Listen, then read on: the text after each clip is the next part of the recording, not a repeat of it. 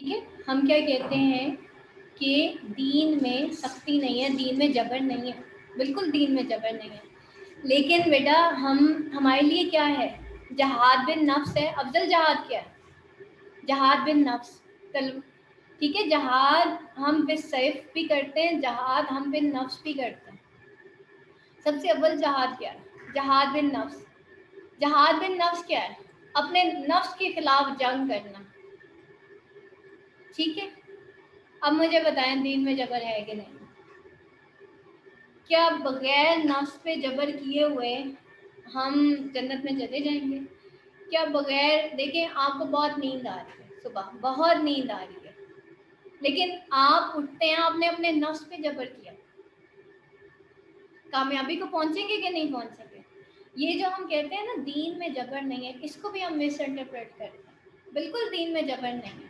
ہم کسی کو تلوار کی نوک پہ کھڑا کر کے اس سے اسلام قبول نہیں کروا سکتے.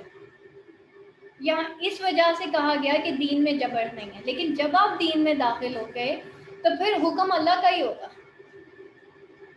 پھر حکم اللہ کا ہوگا. ٹھیک. تو اس لیے کہتے ہیں ہم کہ دین میں جبر نہیں ہے. لیکن جب دین میں داخل ہو گئے تو سب سے اعلیٰ مقام کس کا ہے؟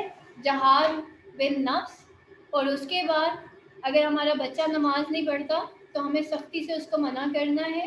اگر نرمی سے، اگر فار ایگزامپل، ویسے تو پہلی بات یہ اگر ماں 5 وقت کی نمازی ہے تو بچہ آٹومیٹیکلی نماز پڑھے گا.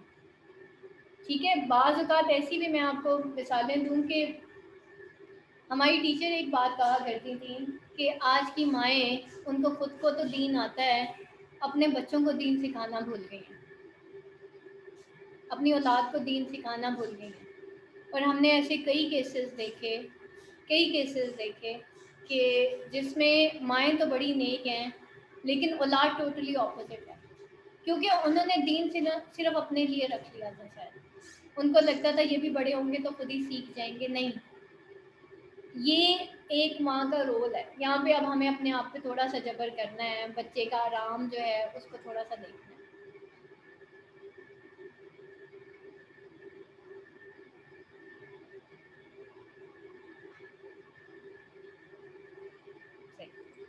ٹھیک.